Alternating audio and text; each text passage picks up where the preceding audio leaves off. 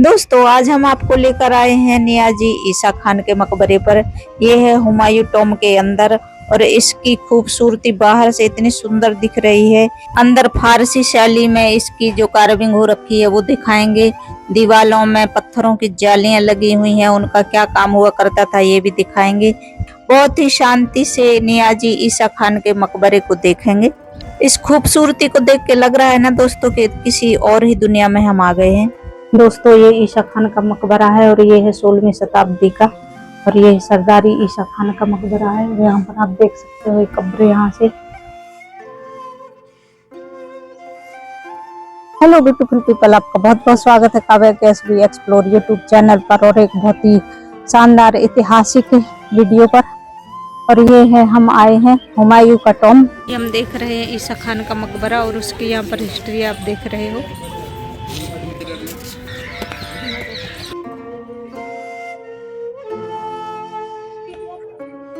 दोस्तों अभी हम ईसा खान के मकबरे के बिल्कुल मेन गेट पर खड़े हुए हैं। यहाँ पर आप देख सकते हो ईसा खान का मकबरा।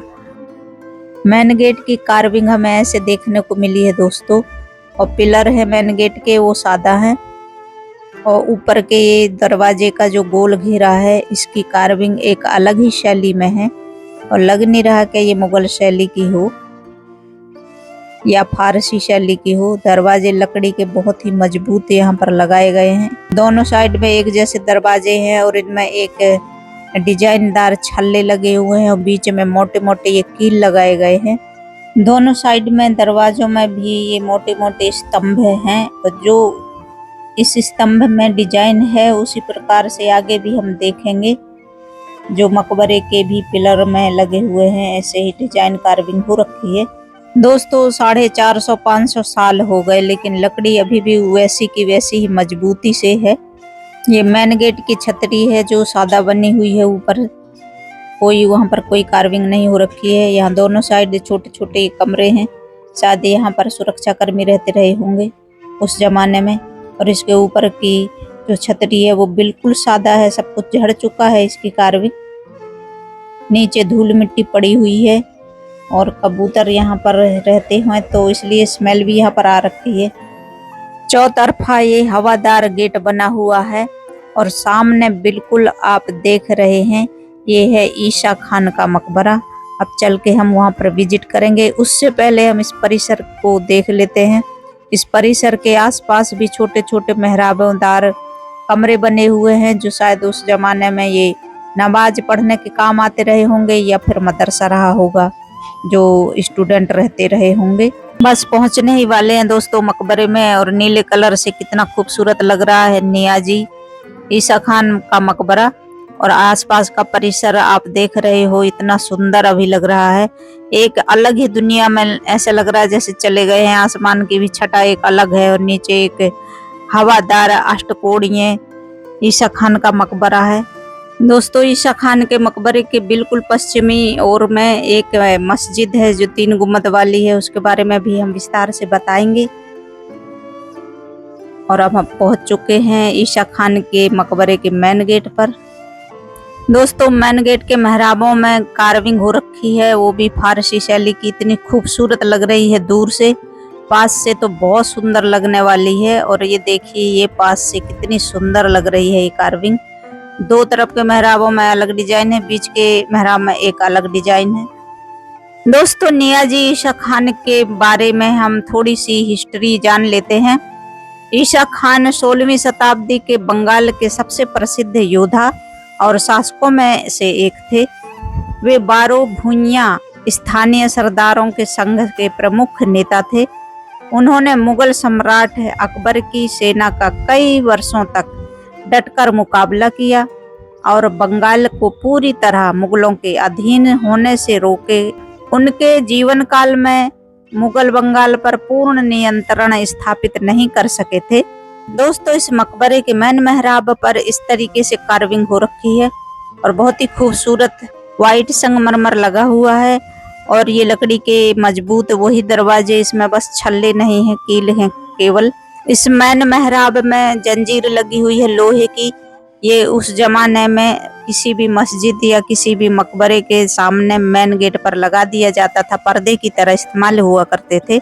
ये दोस्तों नियाजी ईसा खान का मकबरा और उनकी फैमिली बताई जाती है। ये जितने भी ये 6 मकबरे हैं यहाँ पर, बीच में जो सबसे बड़ा है ये है ईसा खान का मकबरा। और इस साइड ये जो डिजाइन ऐसे देख रहे हैं तो ये फीमेल का है शायद। ऊपर देखिए दोस्तों, ये है इस मकबरे की छतरी और इस पर कार्विंग हो रखी है फारसी शैली की और बहुत ही खूबसूरत। आज भी देखिए इतनी इसमें शाइनिंग है और डिजाइन साफ साफ दिख रहे हैं। जब नया रहा होगा तब तो ये बिल्कुल ऐसे चमकता रहा होगा बहुत ही शानदार डिजाइनों से। दोस्तों 6 कब्रें हैं यहाँ पर मुख्य रूप से। इनमें सबसे प्रमुख कब्र तो हम जान ही चुके हैं कि ये ईसा खान का है, लेकिन जो 5 कब्र हैं इनकी पहचान निश्चित रूप से दर्ज नहीं किया हुआ है। यही कारण है कि आज भी पुरातात्विक यह बता नहीं पाते हैं कि बाकी कब्रें उनके परिवार के किन सदस्यों की है। ईसा खान नियाजी शेरशाह सूरी और इस्लाम शाह सूरी के दरबार के एक शक्तिशाली अफगान सरदार थे। उन्होंने अपना मकबरा अपने जीवन काल में ही लगभग 1547 और 48 ईस्वी में बनवाया था, जो हुमायूं के मकबरे से भी पहले का है। कहते हैं हुमायूं के मकबरे से करीब करीब 20 साल पहले बताया जाता है। मकबरे के भीतर 6 कब्रें हैं, 2 बड़ी हैं और 4 अपेक्षाकृत छोटी आपको दिखाई दे रही हैं। पुरातात्विक अभिलेखों में केवल ईसा खान की कब्र का उल्लेख स्पष्ट मिलता है और इधर की आप कार्विंग देख सकते हो कितनी शानदार है। और ये कुछ ना कुछ इन कब्र के बारे में यहाँ पर लिखा हुआ है जो अरबी या उर्दू में है। और ये फूल देखिए कमल के इतने शानदार हैं, खिले हुए फूल की कार्विंग कर रखी है। और यह बीच में कुछ ऐसा धार्मिक एक चिन्ह जैसा बना रखा है।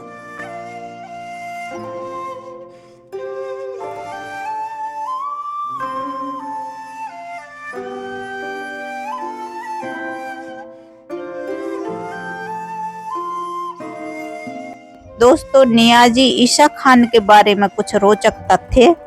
भारत के अधिकांश बड़े राज्यों को अकबर ने अपने अधीन कर लिया था, लेकिन ईसा खान ने वर्षों तक मुगल विस्तार को रोके रखा था। बंगाल के सबसे सफल प्रतिरोध नेताओं में गिनते हैं। दोस्तों इस मकबरे की ऊंचाई बहुत ज्यादा है और आसपास की देखिए कार्विंग इस प्रकार से आप देख रहे हैं। और यहाँ पर सीढ़ियां हैं जो अभी बंद हो रखी हैं ऊपर जाने के लिए। थोड़ी मैं अंदर हाथ करके और मैं दिखाने की कोशिश करती हूँ। ये सीढ़ियां सकरी बहुत हैं।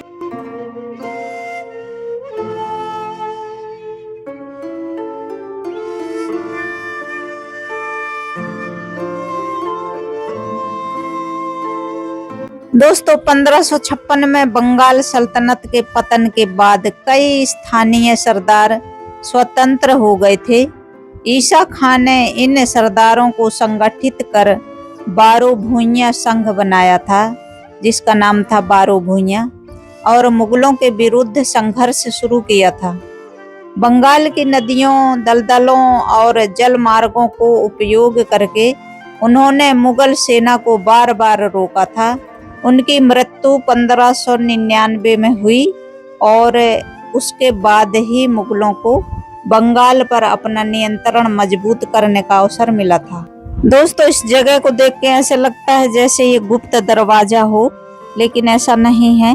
इसकी सीढ़ियां देखो इधर से हैं और ये हैं दोस्तों पत्थर की जालियां जो छन करके एक अद्भुत रोशनी अंदर दिया करती थी। ये हैं ऊपर जाने के लिए सीढ़ियां। एक सीढ़ी उस तरफ की पहले मैंने दिखा रखी है आपको और दूसरी ये है, तो दोनों तरफ सीढ़ियां हैं, लेकिन अब इसको सुरक्षा के लिहाज से बंद कर दिया गया है। ऊपर देखिए कितनी सकरी हैं और बहुत ही छोटी सी रोशनी यहाँ पर दिखाई दे रही है। बाहर से ऐसे दिखाई देता है। और ये है इसका मेहराब दूसरा, और इसकी कार्विंग आप देख ही सकते हो। मिक्सम कार्विंग है यहाँ पे, एक शैली की नहीं कह सकते हैं।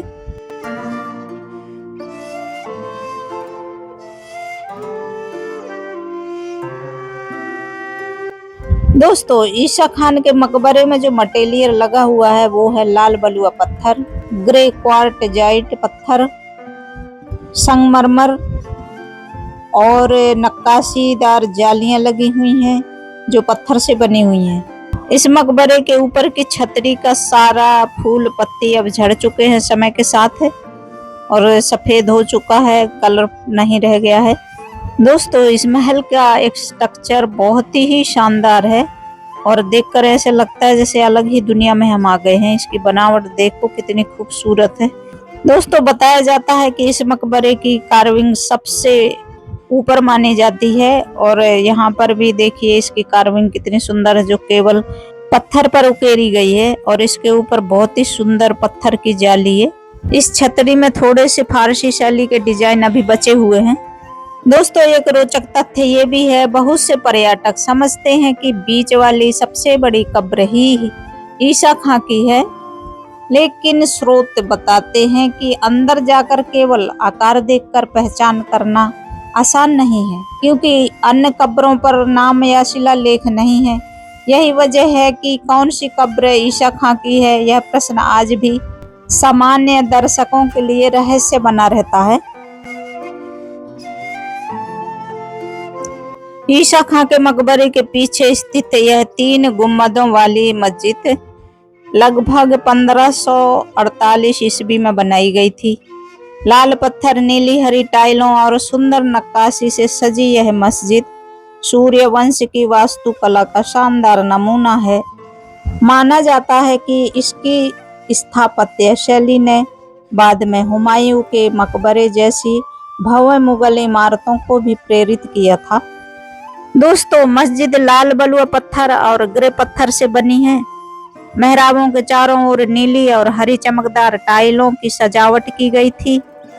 पत्थर पर फूल पत्तियों की नक्काशी है, ज्यामितीय डिजाइन और कुरानी सुलेख है, कैलीग्राफी उकेरी गई है। मस्जिद में एक बड़ा केंद्रीय गुम्बद और उसके दोनों ओर 2 छोटे गुम्बद हैं।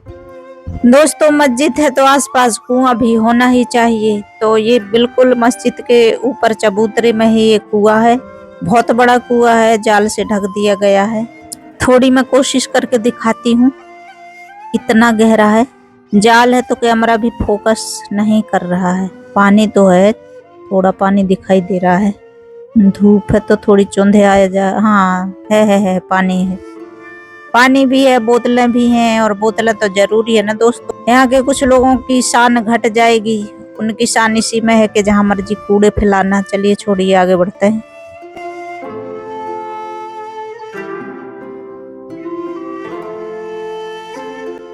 यहाँ बाहर छोटा सा आला बना हुआ है। दोस्तों दिलचस्प बात यह है कि बाहर की दीवारों पर सुंदर सजावट, टाइलें और नक्काशी हैं, जबकि अंदर का नवाज कक्ष है बाहर के मुकाबले सादा रखा गया है। उस दौर और धार्मिक वास्तुकला की विशेषता ही मानी जाती थी कि अंदर सादा और बाहर सजावट ज़्यादा हो। इस मस्जिद के बिल्कुल सामने ईसा खां का मकबरा साफ दिखाई देता है। सुंदर कार्विंग से सजे हुए ये आले बहुत ही सुंदर लगते हैं और हर तरफ बहुत ही सुंदर सुंदर ये आला टाइप का बना रखा है। छोटे छोटे मेहराब टाइप के हैं और इसके ऊपर देखो ये लेखन भी लिखे हुए हैं और खिले हुए दोनों साइड में कमल के फूल बने हुए हैं, ये लिखा हुआ है लेख, और ये शायद उनके धार्मिक चिन्ह माने जाते हैं। इनके 3 गुम्बदों का महत्व ऐसा है कि बड़े जो गुम्बद हैं उसके बीच में इनके गुरु धार्मिक खड़े होते थे और अगल बगल में उनके शिष्य छोटे गुम्बदों के नीचे खड़े होते थे और बाकी उनके बहुत सारे जो नवाजी होते थे वो ये पूरे परिसर के नीचे खड़े होते थे। अब इस गुम्बद में कुछ नहीं बचा हुआ है, सब खत्म है। यहाँ पर ना कोई नक्काशी है, सब झड़ चुका है, लेकिन आसपास का ये गैलरी बहुत ही सुंदर है और यहाँ पर सब एक साथ नमाज पढ़ते रहे होंगे। सो ब्यूटीफुल पीपल, कैसी लगी यह वीडियो आपको? यदि आपको यह वीडियो पसंद आई हो तो कृपया करके आप सब्सक्राइब करें, शेयर करें और लाइक करें और फिर मिलते हैं किसी नई एक वीडियो पर और बहुत ही खूबसूरत रहस्यमय इतिहास की जर्नी पर ले चलेंगे आपको। दूसरे भाग में हम फिर मिलते हैं, तब तक आप हंसते रहिए, मुस्कुराते रहिए, विद फैमिली खुश रहिए। Bye bye.